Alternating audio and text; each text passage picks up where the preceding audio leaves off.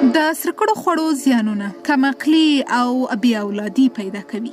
د سرکړو یا کباب شوو خوړو کارونه تر پخوا ډیره شوې ده، ځکه ډیری ځوانان محصلین زده کړیالان دي او ځینې نور کسان هم چې دندې لري نشي کولی په موقع سمه ډوډۍ وخوري. د همدې ستونزې له امله ډیر خلک په غوړیو کې سره شوي خواړه خوري.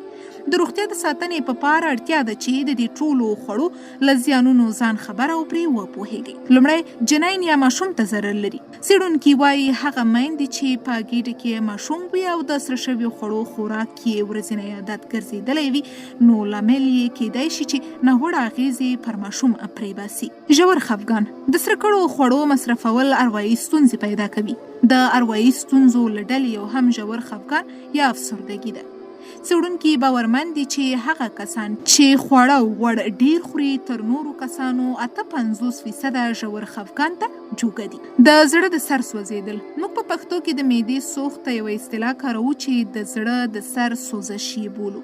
کله چې د معدې اسید راپورته شي نو د انسان زړه سوځي، چې دا هم د سرکړو خوړو د ډیر استعمال وجه ده.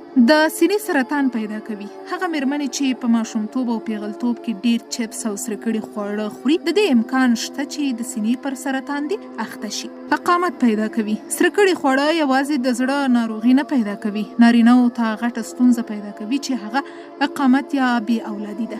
سرکړي خواړه د نارینه‌و سپرم کموي. څېړونکو موندلې هغه نارینه چې سرکړي خواړه مواد ډیر خوري تر نورو نارینه‌و 40% سپرم یې وژل کیږي. کم عقلي انګلیسي پوهانو د یوې څېړنې په ترڅ کې چې پر 4,000 ماشومانو یې کړې وه، ویې موندله چې هغه ماشومان چې په کوچنیوالي کې سرکړي خواړه او پیتزا یې خوړله، اوس یې هوش کم دی او کم عقل شوي دي.